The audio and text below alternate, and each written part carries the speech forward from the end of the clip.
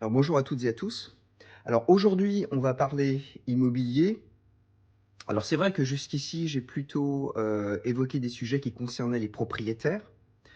On m'a gentiment dit que Rennes, c'était avant tout une ville de locataires, ce qui n'est pas complètement faux, puisque les 2 tiers des Rennais sont locataires de leur logement. Donc j'ai décidé de développer une problématique qui les concerne, donc qui vous concerne, donc les locataires rennais.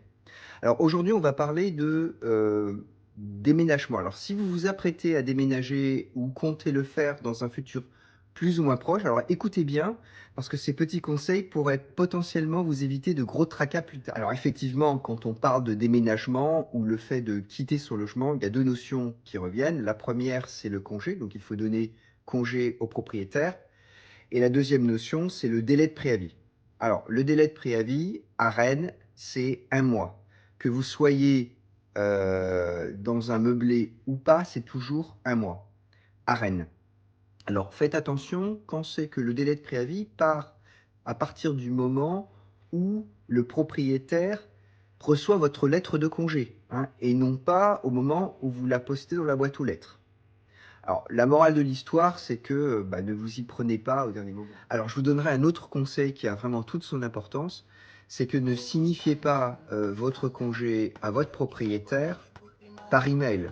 Ça n'a strictement aucune valeur juridique. Alors, oubliez Messenger, oubliez WhatsApp, de toute façon, la loi n'en a strictement rien à faire des emojis. Alors, comment faire? Vous pouvez remettre votre lettre de congé directement au propriétaire ou à son représentant, hein. Vous rédigez la lettre en 2 exemplaires, vous la lui donnez à signer et vous en récupérez une copie. Et une autre méthode qui est probablement la plus courante, c'est que vous envoyez votre lettre de congé par recommandé avec accusé de réception.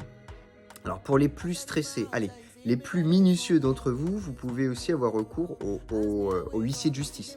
Alors je ne recommande pas cette solution-là puisqu'elle est coûteuse et qu'elle n'est pas nécessaire dans 99,9% des cas. Alors qu'est-ce qui se passe si vous ne respectez pas la règle du jeu?